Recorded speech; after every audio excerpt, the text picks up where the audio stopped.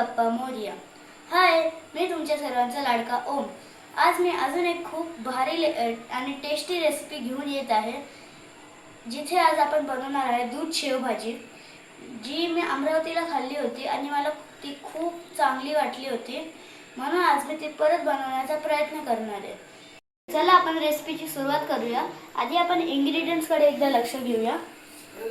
1 वाटी दूध, एकदम थोडासा जीरा, तिखट शेव जे आपण शेवभाजीसाठी वापरतो, गरम मसाला, काश्मीरी लाल मिर्च आणि हळद।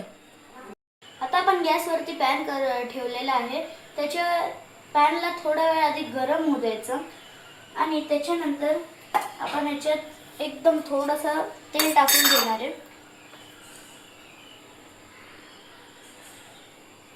जेवढे आपण जिरे घेतले होते तेवढं याच्यासाठी ते रोस्ट करायला फक्त जेवढं तेल लागेल तेवढं टाकायचं। तेल आपण याच्यात टाकलेलं आहे।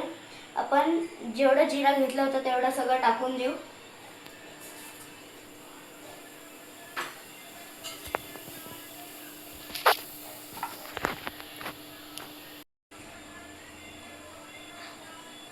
आता आपण याच्यात जिरा रोस्ट झालेले आहे।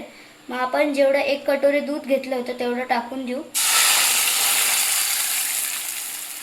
त्याच्यामध्ये दूध शेवभाजीचं थोडं येलो कलर यायला आपण हळद टाकू, थोडीच टाकू आपण। त्याच्यानंतर एकदम थोडीशी काश्मीर लाल मिर्च, मग ते दूधचा गोडपणा निघून जाईल म्हणून थोडीशी टाकू। गरम मसाला,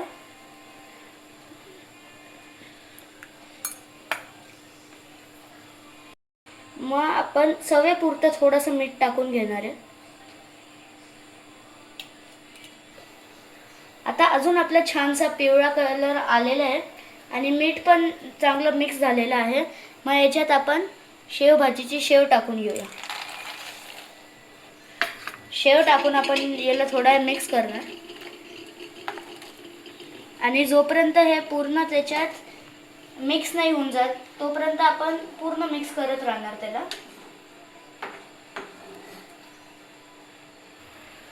आपली शेव चांगली मऊ झालेली आहे, हे बघा, ती आरामशीर तुटते आहे। म्हणून आपण याला शेव शिजून झाल्यानंतर गॅस बंद करून थोडा वेळ तसंच राहू देणार, म्हणजे ते अजून चांगलं शिजेल आणि मग त्याच्यानंतर आपण त्याची प्लेटिंग करून खायला घेऊया। हां, हे पहा, आपल्या शेव आपण चांगली झालेली आहे। जास्त घट्ट पण नाही होऊ द्यायचं, म्हणून ते घट्ट होण्याच्या आधीच काढून घेऊया पातेल्यामध्ये।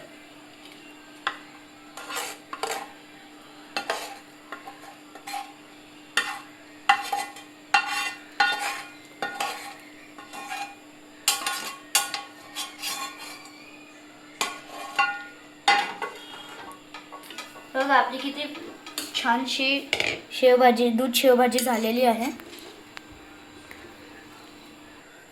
आपली दूध शेवभाजी खूप चांगली झालेली आहे। आता आपण याला पोळीसोबत, पराठ्यासोबत, रोटीसोबत, नानसोबत, कशासोबत पण खाऊ शकता, चांगलीच लागेल। तर आपण बघूया, याची टेस्ट घेऊन बघूया।